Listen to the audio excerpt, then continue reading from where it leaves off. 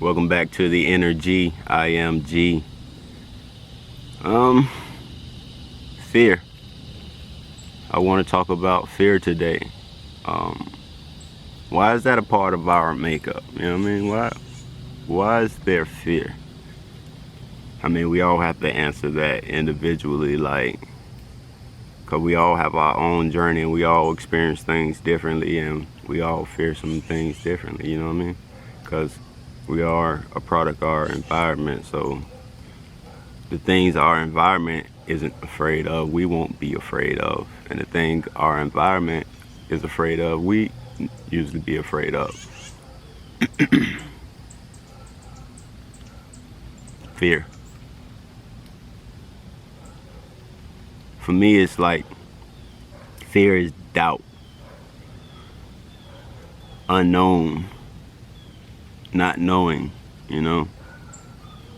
It's like it shouldn't exist, for real. Because without fear, you would be more successful as an individual. You'd be able to do more mentally. You're not bound by restraints that people pose. You know what I mean? Because a lot of people spend their time trying to place fear on people, and I never understood it until I was able to find a little bit of peace. You know what I mean? They live in fear themselves. You know? So when a person casts doubts and negative things and oh, it's not possible, or how you gonna do this, and they are fearful. They don't understand. They live in a state of fear, which is okay for them, but not okay for you. You shouldn't allow others to cast their negative thoughts upon you and force you to inherit those things. It's wrong for them to even do that. But they can't see it because they're in a blind state of living.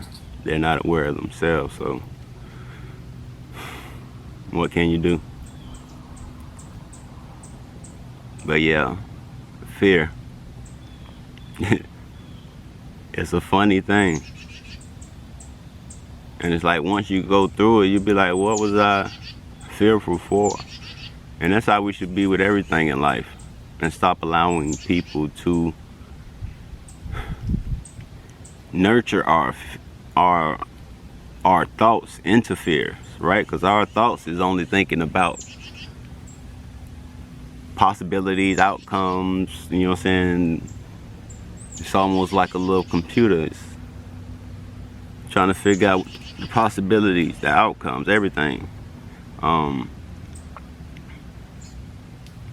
But as long as we don't like click on the fear button, it won't be there. We will be able to do great things.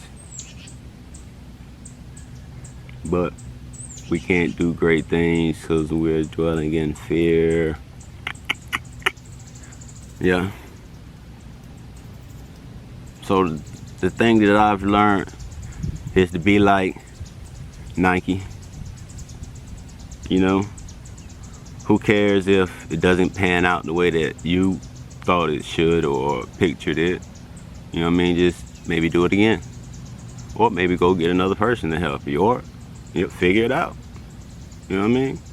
Because we only got a life to live, and if we don't do the things that we are projected to do, you know what I mean? Because all these things come from visions within our heads to do certain things. So if we don't do those things, we find ourselves in a state of lostness / regret / a bunch of different things. I'm pretty sure people probably get sick for not doing the things that they should, especially after knowing. People are funny, and I always say, despite the knowledge, we still do the opposite. Do how we feel at the time. Don't matter. We can know, and still do the opposite. And I always pondered that. And how was that even possible?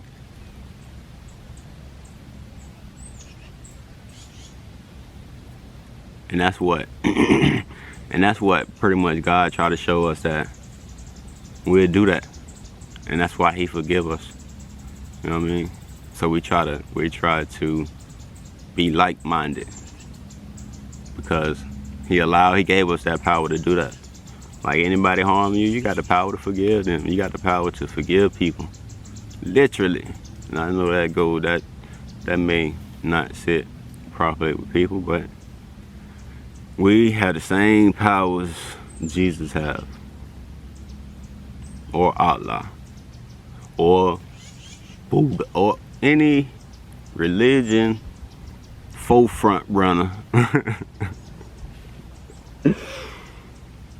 We have that same ability,